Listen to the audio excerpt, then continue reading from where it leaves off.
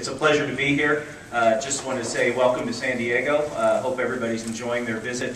Those of you that came up to Stone, thanks for coming. And hope you've all had a chance to drink some really great beers that are around this area. I've got what I think is a really fun talk. And I'm no expert on brewing historical research or anything like that, but I've really become interested in it over the last couple of years. And so I'm going to talk about some of the things that we've picked up over the last couple of years, and I'll explain how that all came about.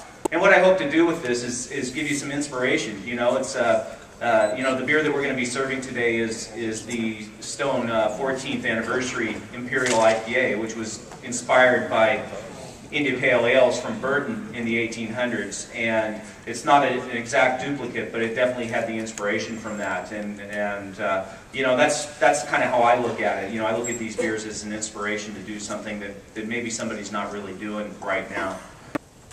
So just to start things off, we're going to talk about English ales only here, because that's where my focus has been. So, you know, there's a lot of Belgian and German examples of extreme beers, but I'm not going to get into those because I haven't really researched them. So if you're here to learn about German extreme beers, you're going to be disappointed. But it's going to be all focused on English beers, which is because most of what we've learned has been through Steve Wagner, who's the president of the company and my boss at Stone, and I are writing a book for Brewers Publications on IPA brewing. And you know, it should have been out 6 months ago, but you know, we all have day jobs, and it's been very difficult to get it done. But we're making progress, and we hope it's out by the end of the year.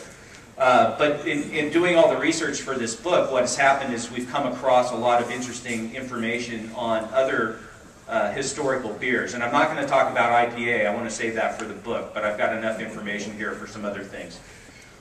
So, you know, a couple of things to keep in mind as we go through this is that strong beers were the norm in England through the 1800s, and it wasn't until the late 1800s that brewers stopped or reduced making strong beers, and that was because of temperance movements. You know, we had Prohibition here in the United States, and England had a very strong temperance movement in the late 1800s and early 1900s, and then of course World War I really knocked the brewers for a loop, and the gravities across the board dropped quite a bit during World War I, and they never really recovered.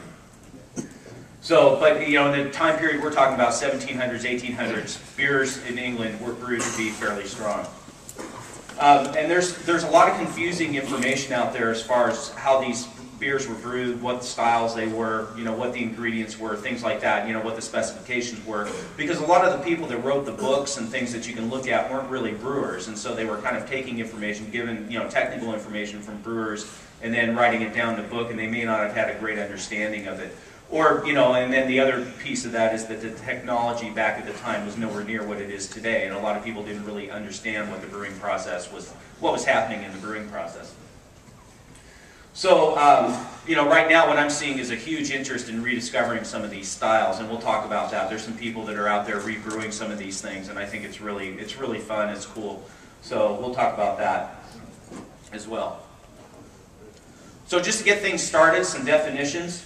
And this is from the 1700s, 1800s. Keeping beer, stock beer, stale beer. It all kind of means the same thing. It's beer that's been aged, and that's how most strong beer was managed. Back in the 1700s and 1800s, beer was aged for a long period of time, anywhere from 6 months to 2 years. A lot of times, you know, in the bars, they kept an old beer, and then they'd get fresh beer in, and they'd blend them and serve them together in the bars or pubs.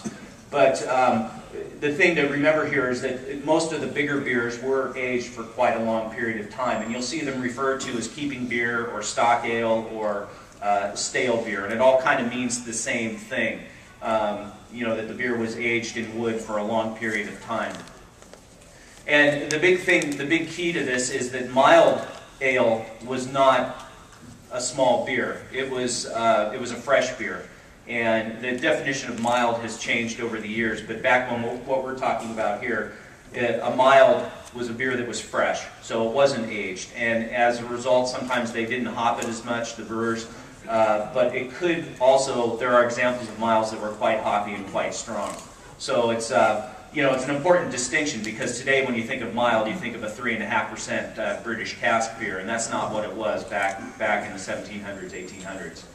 And then terms like double, triple, extra, or stout meant a stronger version of a certain beer. And there was such a thing as a pale stout in the 1700s. It was a strong, pale beer.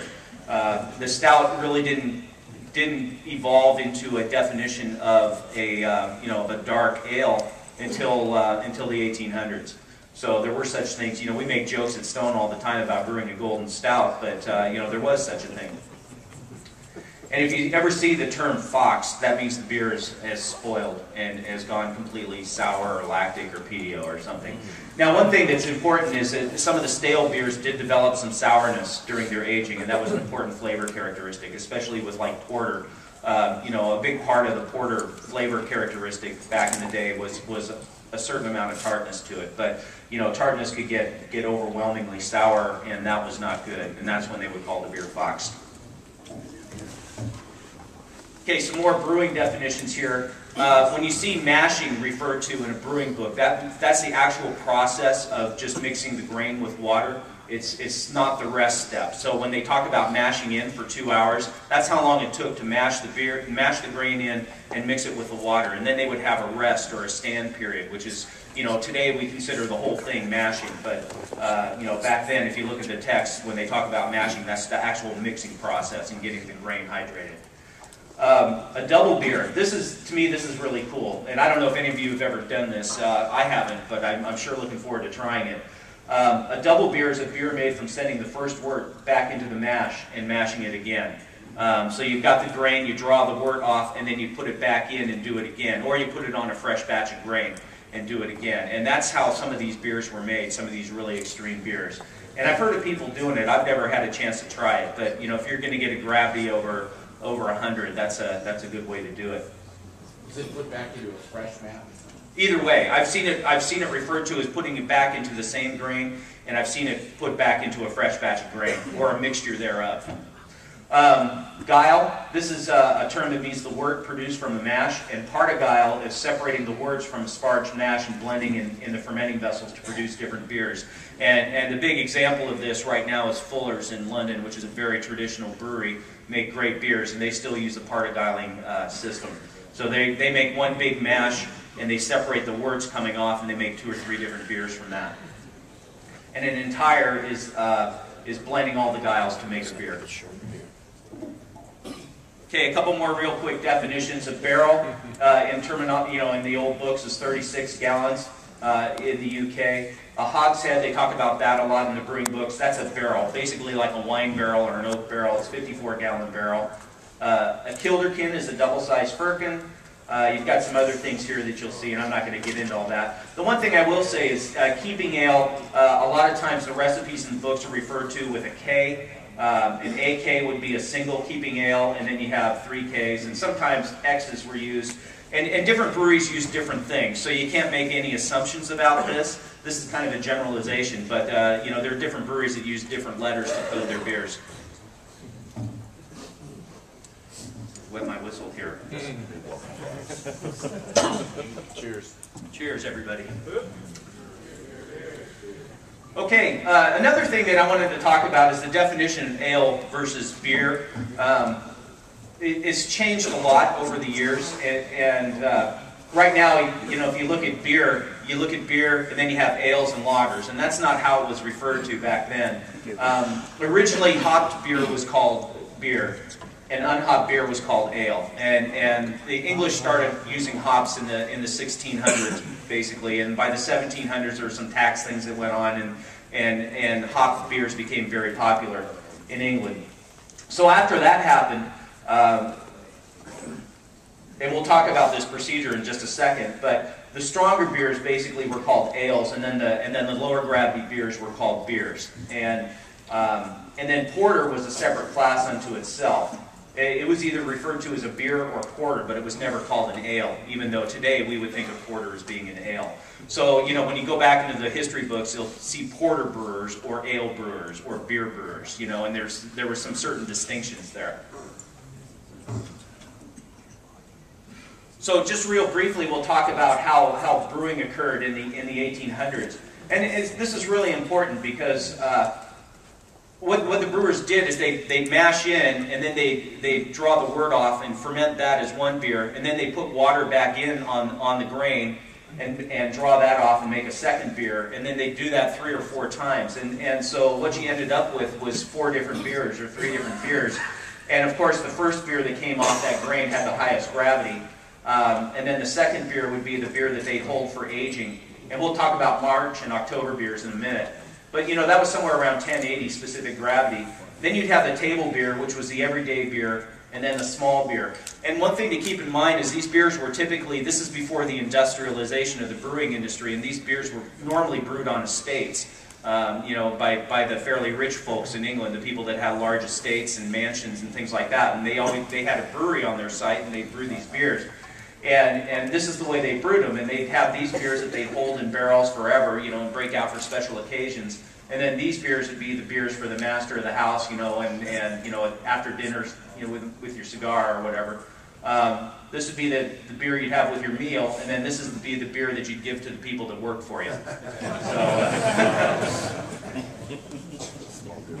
So anyway, so going back to this, after hopping became a common practice, these 2 stronger beers were almost always referred to as ales, and then the lower gravity beers were referred to as table beer or small beer. And the word beer was used, not ale. Another interesting fact is that sparging really wasn't used by British brewers until about the mid-1800s. Sparging was invented by Scottish brewers in the 1700s. And really it was the late 1800s that it took off. So, you know, up until about 1850 or so, even industrial brewers, you know, the Bass and the Allsops and brewers like that, were brewing with this 2 or 3 mashes per brew, or per grain bill type procedure. Some things about malt, you know, I think probably everybody's somewhat familiar with this. Until the 1700s, malt was usually dried over wood or peat or straw, and you had difficulty controlling the temperature of the kilning process. You got malt that was invariably amber or brown in color. Pale malt didn't really exist, and so they'd mash in beer and use this amber malt, and they'd get an amber or dark brown beer out of it. The smoky flavors that people talk about really were undesirable, and the brewers knew that. They didn't want that in their beer, so smoky malt was really derided. And what happened was that somebody developed a fuel from coal that was called coke, and that didn't produce a lot of smoke as it burned, and it was people were able to brew or malt and kiln with coke and develop and go at lower temperatures, and it allowed for the development of this pale malt, which really changed the brewing world as we know it, or as they knew it.